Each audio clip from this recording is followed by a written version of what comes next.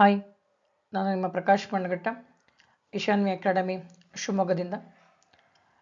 ಅಕ್ಬರ್ನ ರಜಪೂತ ನೀತಿ ಮತ್ತು ಧಾರ್ಮಿಕ ನೀತಿ ಬಹಳ ಪ್ರಧಾನವಾಗಿರ್ತಕ್ಕಂಥ ಮಿಡಲ್ ಇಂಡಿಯಾದ 5 ಅಂಕದ ಪ್ರಶ್ನೆ. ಇದನ್ನು ತಿಳ್ಕೊಳ್ಳೋ ಪೂರ್ವದಲ್ಲಿ ಮೊಘಲ್ ಸಾಮ್ರಾಜ್ಯದ ಸ್ಥಾಪನೆ ಬಗ್ಗೆ ತಿಳ್ಕೊಂಡು ಆನಂತರದಲ್ಲಿ ನೇರವಾಗಿ ಈ ಒಂದು ರಜಪೂತ ಮತ್ತು ಧಾರ್ಮಿಕ ನೀತಿಯನ್ನು ಅವಲೋಕನ ಮಾಡ್ತಾ ಹೋಗೋಣ.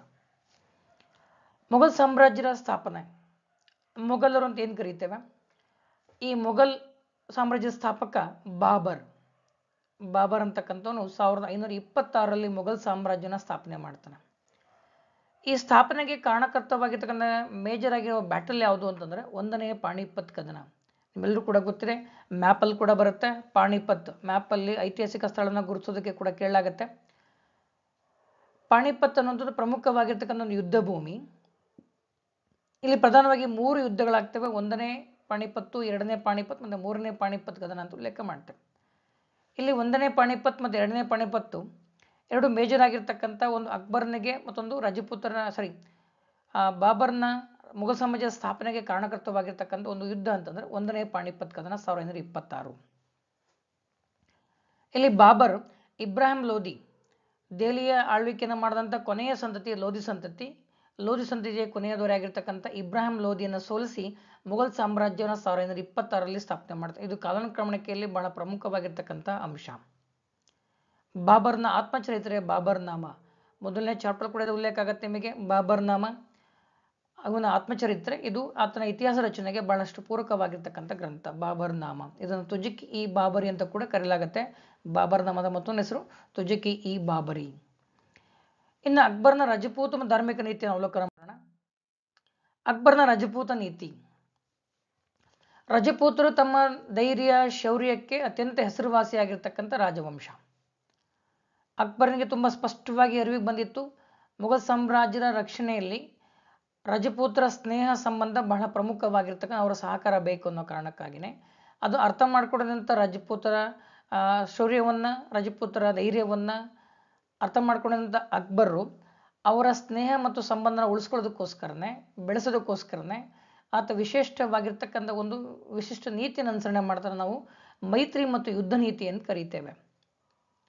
ಅಕ್ಬರನ ರಜಪೂತ ನೀತಿಯನ್ನು ಸಾಮಾನ್ಯವಾಗಿ ಮೈತ್ರಿ ಮತ್ತು ಯುದ್ಧ ನೀತಿ ಅಂತೇಳಿ ಕರೆಯಲಾಗುತ್ತೆ.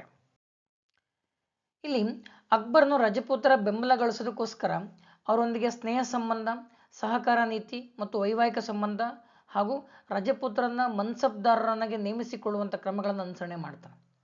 ಇಲ್ಲಿ ರಜಪೂತರ ಬೆಂಬಲಕ್ಕೋಸ್ಕರ ಅಕ್ಬರ್ ಪ್ರಧಾನವಾಗಿ ಅವರೊಂದಿಗಿನ ಸ್ನೇಹ ಸಂಬಂಧ, ಸಹಕಾರ ನೀತಿ, ವೈವಾಹಿಕ ಸಂಬಂಧ ಮತ್ತು ರಜಪೂತರನ್ನ ಮನ್ಸಬ್ದಾರರನ್ನಾಗಿ ನೇಮಿಸಿಕೊಳ್ಳುವಂಥ ಕ್ರಮಗಳನ್ನು ತೆಗೆದುಕೊಳ್ಳುವ ಮೂಲಕ ಆತ ರಜಪೂತರನ್ನ ಮೊಘಲ್ ಸಾಮ್ರಾಜ್ಯದ ಬೆಂಬಲಿಗರನ್ನಾಗಿ ಮಾಡಿಕೊಳ್ಳುವ ಪ್ರಯತ್ನ ಮಾಡ್ತಾನೆ. ಇದು ವಿಶೇಷವಾಗಿ ಇಲ್ಲಿ ಅಂಬರ್, ಜೈಪುರದ ರಾಜ ಬಿಹಾರಿ ಮಲ್ನ ಮಗಳು ಜೋಧ್ಬಾಯಿನ ಅಕ್ಬರ್ ಸ್ವತಃ ವಿವಾಹ ಮಾಡಿಕೊಳ್ತಾನೆ. ಆ ಮೂಲಕವಾಗಿ ಅಕ್ಬರ್ ಬಿಹಾರಿ ಮಲ್ಲನ ಒಂದು ಬೆಂಬಲವನ್ನು ಕೂಡ ಪಡ್ಕೊಂಡಂಗಾಗತ್ತೆ. ಜೊತೆಗೆ ವೈವಾಹಿಕ ಸಂಬಂಧದ ಮೂಲಕವಾಗಿ ಪರಸ್ಪರ ಆಕ್ರಮಣ ಮಾಡುವಂಥ ಸಂದರ್ಭವನ್ನು ಕೂಡ ತಪ್ಪಿಸ್ಕೊಳ್ತಾನೆ. ಇಲ್ಲಿ ಅಂಬರ್ನ ರಾಜ ಅಥವಾ ಜೈಪುರ್ನ ರಾಜಧಾನಿ ಅವ್ರದ್ದು ಇದಾಗಿತ್ತು. ಆ ರಾಜ ಬಿಹಾರಿ ಮಲ್ ತನ್ನ ಮಗಳು ಜೋಧ್ಬಾಯಿಯನ್ನು ಅಕ್ಬರ್ನಿಗೆ ಕೊಟ್ಟು ವಿವಾಹ ಮಾಡ್ತಾನೆ. ಈ ಮೂಲಕವಾಗಿ ಈ ರೀತಿ ಒಂದು ವೈವಾಹಿಕ ಸಂಬಂಧವನ್ನು ಕೂಡ ಪ್ರಧಾನ ರಜಪೂತ ವಂಶದೊಂದಿಗೆ ಏರ್ಪಡಿಸ್ಕೊತಾನೆ.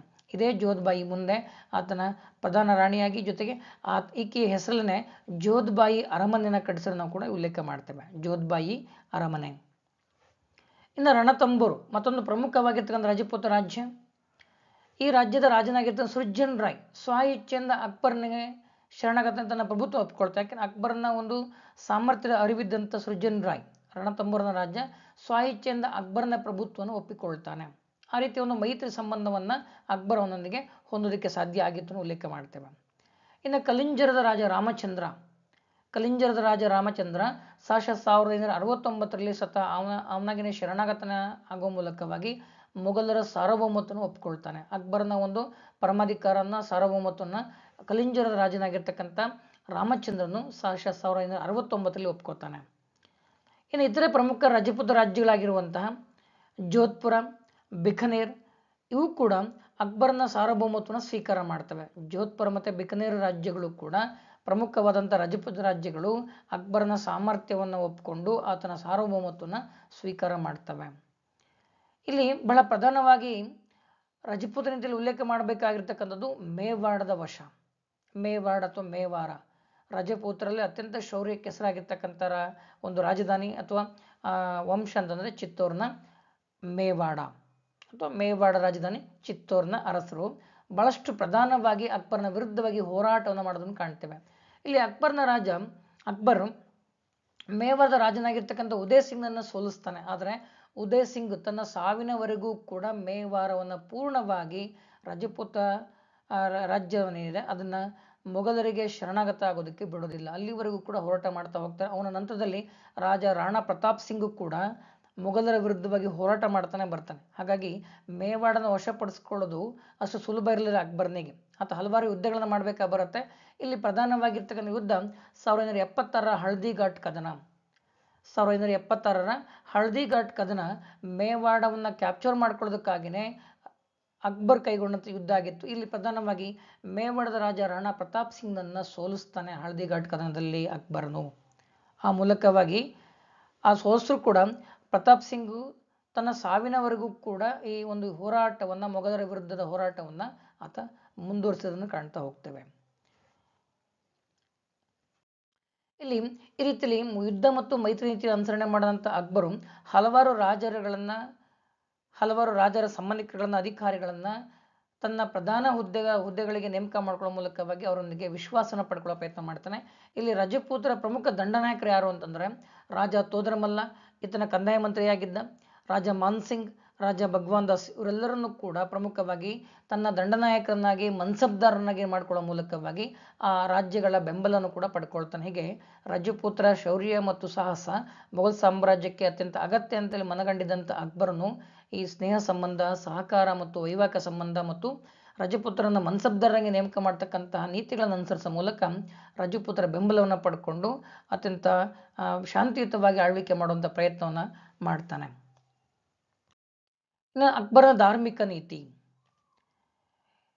ಇಲ್ಲಿ ಅಕ್ಬರನು ಅತ್ಯಂತ ಧಾರ್ಮಿಕ ಸಹಿಷ್ಣುವಾಗಿದ್ದ, ಪರಮತಗಳನ್ನ ಬೆಂಬಲಿಸ್ತಕ್ಕಂಥ ವ್ಯಕ್ತಿಯಾಗಿದ್ದ, ಪರಮತಗಳಿಗೆ ಆತ ಹಾಗೆಯೇ ಸಮಾನವಾಗಿ ಕಾಣ್ತಾ ಇದ್ದ ನಮಗೆ ಸಾಕಷ್ಟು ದೃಷ್ಟಾಂತರ ಮೂಲಕವಾಗಿ ಗೊತ್ತಾಗ್ತಾ ಹೋಗುತ್ತೆ. ಈ ಉದಾಹರಣೆ ಹೇಳಬೇಕು ಅಂತಂದ್ರೆ ಅನೇಕ ಹಿಂದೂಗಳನ್ನ ಈತ ರಾಜ್ಯದ ಉನ್ನತ ಹುದ್ದೆಗಳಿಗೆ ನೇಮಕ ಮಾಡ್ತಾನೆ. ಉದಾಹರಣೆಗೆ ರಾಜ ತೋದರಮಲ್ಲ ಇರ್ಬೋದು, ರಾಜ ಭಗವಾನ್ ದಾಸ್ ಇರ್ಬೋದು, ರಾಜ ಬೀರ್ಬಲ್ ಇರ್ಬೋದು. ಹೀಗೆ ಬಹಳಷ್ಟು ಜನರನ್ನ ಅತ್ಯಂತ ಉನ್ನತವಾಗಿರ್ತಕ್ಕಂಥ ಹುದ್ದೆಗಳಲ್ಲಿ ನೇಮಕ ಮಾಡ್ಕೊಳ್ಳೋ ಮೂಲಕ ಆತ ಅವರ ಬೆಂಬಲ ಗಳಿಸ್ಕೊಂಡು ಕಾಣ್ತೇವೆ. ಧಾರ್ಮಿಕ ಸಹಿಷ್ಣುವಾದ ಜೊತೆಗೆ ಅಕ್ಬರನು 1563ರಲ್ಲಿ ಯಾತ್ರಾ ತೆರಿಗೆಯನ್ನ ಮತ್ತು 1964ರಲ್ಲಿ ಜಜಿಯಾ ತಲೆಗಂದಾಯವನ್ನ ಏನು ಕೊಡಬೇಕಾಗಿತ್ತು ಅದನ್ನ ರದ್ದುಗೊಳಿಸ್ತಾನೆ. ಯಾತ್ರಾ ತೆರಿಗೆಯನ್ನ 1963ರಲ್ಲಿ ಹಾಗೂ ಜಜಿಯಾ ತಲೆಗಂದಾಯವನ್ನ 1964ರಲ್ಲಿ ಈ ತೆರಿಗೆ ಹೇರಿದ್ರು ಹಿಂದಿನ ರಾಜ್ಯಗಳು, ಅದನ್ನು ರದ್ದುಗೊಳಿಸುವ ಮೂಲಕವಾಗಿ ಧಾರ್ಮಿಕ ಸಹಿಷ್ಣುತೆಯನ್ನು ಈತ ಮರೀತಾನೆ. ಜೊತೆಗೆ ಬಾಲ್ಯ ವಿವಾಹ, ಸತಿ ಪದ್ಧತಿ ಮತ್ತು ವಿಧವಾ ವಿವಾಹ ಪ್ರೋತ್ಸಾಹ ಈ ಥರ ಕ್ರಮಗಳನ್ನು ಕೂಡ ಏನು ಮಾಡ್ತಾನೆ ಅಥವಾ ಎನ್ಕರೇಜ್ ಮಾಡ್ತಾ ಹೋಗ್ತಾನೆ. ಬಾಲ್ಯವನ್ನು ನಿಷೇಧ ಮಾಡೋದು, ಸತಿ ಪದ್ಧತಿ ನಿಷೇಧ ಮಾಡ್ತಕ್ಕಂಥದ್ದು ಮತ್ತು ವಿಧವೆಯರಿಗೆ ಮರು ವಿವಾಹವನ್ನು ಆಗ್ತಕ್ಕಂಥ ಅವಕಾಶವನ್ನು ಆಯ್ತಾ ಎನ್ಕರೇಜ್ ಮಾಡೋದು ಕ್ರಮಗಳನ್ನು ಕೂಡ ತೆಗೆದುಕೊಳ್ಳೋದನ್ನು ಕಾಣ್ತಾ ಹೋಗ್ತೇವೆ. ಆನಂತರದಲ್ಲಿ ಅಕ್ಬರು ಸಾಕಷ್ಟು ವಿಚಾರಗಳನ್ನು ಮನಗಂಡ ಮೇಲೆ ಇಸ್ಲಾಂ ಧರ್ಮದ ಪಾರಮಾರ್ಥಿಕ ನಾಯಕ ಅಂತ ತನ್ನ ತಾನೇ ಡಿಕ್ಲೇರ್ ಮಾಡ್ಕೊಳ್ತಾರೆ. ಇದನ್ನ ಡಾಕ್ಟರ್ ವಿ.ಎಸ್. ಸ್ಮಿತ್ ತಮ್ಮ ಇತಿಹಾಸಕಾರ ಸುನಿಶ್ಚಯ ಶಾಸನ ಅಂತೇಳಿ ಕರೀತಾರೆ. ಇಸ್ಲಾಂ ಧರ್ಮದ ರಾಜ್ಯದ ಮುಖಂಡನು ನಾನೇ, ಧರ್ಮದ ಮುಖಂಡನು ನಾನೇ ಅಂತೇಳಿ ಆತ ಘೋಷಣೆ ಮಾಡ್ಕೊಳ್ತಾನೆ, ಪಾರಮಾರ್ಥಿಕ ನಾಯಕ ಅಂತೇಳಿ. ಇದನ್ನ ವಿ.ಎಸ್. ಸ್ಮಿತ್ ಅವರು ಸುನಿಶ್ಚಯ ಶಾಸನ ಅಂತೇಳಿ ಕೂಡ ಉಲ್ಲೇಖ ಮಾಡ್ತಾರೆ. ಅಡಿಷನಲ್ ಇನ್ಫಾರ್ಮೇಶನ್ ಆಗಿ ಹೇಳ್ತಾ ಇದ್ದಾನೆ. ಅಕ್ಬರ್ನ ಧಾರ್ಮಿಕ ನೀತಿಯ ಪ್ರಧಾನ ಘಟ್ಟ ಯಾವುದು ಅಂದ್ರೆ ಆತ ತನ್ನದೇ ಆಗಿರ್ತಕ್ಕಂತಹ ಹೊಸ ಧರ್ಮವನ್ನು ಸ್ಥಾಪನೆ ಮಾಡ್ತಾನೆ. ಅದನ್ನ ನಾವೇನು ಕರಿತೇವೆ ದೀನ್ ಇ ಇಲಾಹಿ. 1581-82ರಲ್ಲಿ ಅಕ್ಬರ್ ತನ್ನದೇ ಆಗಿರ್ತಕ್ಕಂಥ ಹೊಸ ಧರ್ಮವನ್ನು ಸ್ಥಾಪನೆ ಮಾಡ್ತಾನೆ. ಅದನ್ನ ದೀನ್ ಇ ಇಲಾಹಿ ಅಂತೇಳಿ ಕರಿತೇವೆ. ಅದರ ಮತ್ತೊಂದು ಹೆಸರು ತೌದಿದ್ ಇ ಇಲಾಹಿ, ಅಂದ್ರೆ ಈ ದೈವಿಕ ಏಕದೇವತಾವಾದ ಎಂಬ ಹೊಸ ಧರ್ಮವನ್ನ ಅಕ್ಬರ್ ಸ್ಥಾಪನೆ ಮಾಡ್ತಾನೆ. ಸರ್ವರಿಗೂ ಶಾಂತಿ ಈ ಒಂದು ಅಕ್ಬರ್ನ ದೀನ್ ಇ ಇಲಾಹಿ ಧರ್ಮದ ಒಂದು ಪ್ರಧಾನ ತತ್ವವಾಗಿತ್ತು. ಸರ್ವರಿಗೂ ಶಾಂತಿ, ಸುಲ್ ಇ ಕುಲ್ ಅಂತೇಳಿ ಕೂಡ ಕರಿತೇವೆ. ಸರ್ವರಿಗೂ ಶಾಂತಿ ಎಂಬ ತತ್ವವನ್ನು ಇದು ಒಳಗೊಂಡಿತ್ತು. ಇದು ಬೇರೆ ಬೇರೆ ಮತಧರ್ಮಗಳ ಜನರನ್ನ ಭ್ರಾತೃಭಾವನೆಯಿಂದ ನೋಡಬೇಕು ಅಂತ ಒಗ್ಗೂಡಿಸೋ ಪ್ರಯತ್ನವನ್ನು ನಾವಿಲ್ಲಿ ಕಾಣ್ತಾ ಹೋಗ್ತೇವೆ. ಸರ್ವರಿಗೂ ಶಾಂತಿ ಎಂಬ ತತ್ವನ ಒಳಗೊಂಡಿತ್ತು. ಬೇರೆ ಮತಗಳ ಬೇರೆ ಧರ್ಮಗಳ ಜನರನ್ನು ಭ್ರಾತೃಭಾವನೆಯಿಂದ ಒಗ್ಗೂಡಿಸುವಂಥ ಪ್ರಯತ್ನ ಈತ ಮಾಡ್ತಾನೆ. ಜೊತೆಗೆ ಬೇರೆ ಧರ್ಮದವರ ಹಬ್ಬ ಹರಿದಿನಗಳಲ್ಲಿ ಈತ ಪಾಲ್ಗೊಳ್ತಾ ಇದ್ದ. ಜೊತೆಗೆ ಇದರ ಅನುಯಾಯಿಗಳು ಕೂಡ ಪಾಲ್ಗೊಳ್ಳುವಂಥ ಪ್ರಯತ್ನ ಮಾಡಬೇಕಾಗಿತ್ತು. ಪರಸ್ಪರ ಶುಭಾಶಯಗಳನ್ನು ವಿನಿಮಯ ಮಾಡಿಕೊಳ್ಬೇಕಾಗಿತ್ತು ಅನ್ನೋದನ್ನು ನಾವಿಲ್ಲಿ ಕಾಣ್ತಾ ಹೋಗ್ತೇವೆ. ಇನ್ನೊಂದು ಪ್ರಧಾನ ಘಟ್ಟ ಅಂದರೆ 1982ರಲ್ಲಿ ಫತೇಪುರ್ ಸಿಕ್ರಿ ಏನು ಗುಜರಾತಿನ ಒಂದು ದಂಡಯಾತ್ರೆಯ ಜ್ಞಾಪಕಾರ್ಥಕವಾಗಿ ಕಟ್ಟಿಸಿದಂಥ ಹೊಸ ನಗರವೇ ಫತೇಪುರ್ ಸಿಕ್ರಿಯ ಬಳಿ ಫತೇಪುರ್ ಸಿಕ್ರಿ ಅಂತಕ್ಕಂಥ ಒಂದು ನಗರವನ್ನು ನಿರ್ಮಾಣ ಮಾಡ್ತಾನೆ. ಗುಜರಾತ್ನ ದಂಡಯಾತ್ರೆ ಒಂದು ಜ್ಞಾಪಕಾರ್ಥಕವಾಗಿ ಅಲ್ಲಿ ಸರ್ವಧರ್ಮಗಳ ಸಾರವನ್ನು ತಿಳ್ಕೊಳ್ಳೋದಕ್ಕೋಸ್ಕರ ಇಬಾದತ್ ಖಾನ ಎಂಬುದನ್ನು ನಿರ್ಮಾಣ ಮಾಡ್ತಾನೆ. ಇಬಾದತ್ ಖಾನ 1982ರಲ್ಲಿ ಫತೇಪುರ್ ಸಿಕ್ರಿಯಲ್ಲಿ ಇಬಾದತ್ ಖಾನವನ್ನು ನಿರ್ಮಾಣ ಮಾಡ್ತಾನೆ.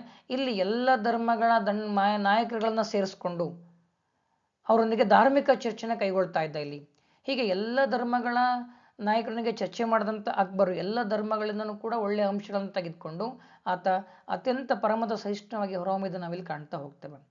ಇಲ್ಲಿ ಹಲವಾರು ಬೇರೆ ಧರ್ಮಗಳ ಗುರುಗಳನ್ನು ಕೂಡ ಈತ ಗೌರವಿಸೋದನ್ನು ಕೂಡ ನಾವು ಉಲ್ಲೇಖ ಮಾಡ್ಬೋದು. ಹೀಗೆ ಅಕ್ಬರ್ನ ಧಾರ್ಮಿಕ ನೀತಿ ಪರಮತ ಸಹಿಷ್ಣುತೆಯಿಂದ ಕೂಡಿತ್ತು ಮತ್ತು ಸಾಕಷ್ಟು ಮಾನವೀಯತೆ ಕ್ರಮಗಳನ್ನು ಒಳಗೊಂಡಿತ್ತು ಅನ್ನೋದಕ್ಕೆ ನಮಗೆ ಇದುವೆಲ್ಲ ಈ ಸತಿ ನಿಷೇಧ ಇರ್ಬೋದು ಅಥವಾ ಬಾಲ್ಯವಿವಾಹ ನಿಷೇಧ ಇರ್ಬೋದು, ಇವೆಲ್ಲವೂ ಕೂಡ ನಮಗೆ ಉದಾಹರಣೆಯಾಗಿ ಅಥವಾ ಸಾಕ್ಷಿಯಾಗಿ ಸಿಗ್ತಾ ಹೋಗ್ತವೆ. ಹೀಗೆ ಅಕ್ಬರ್ ಅತ್ಯಂತ ಪ್ರಧಾನವಾಗಿ ರಜಪೂತ ಮತ್ತು ಧಾರ್ಮಿಕ ನೀತಿಯನ್ನು ವಿಶೇಷವಾಗಿ ಪರಿಗಣಿಸ್ಕೊಂಡಿದ್ದ.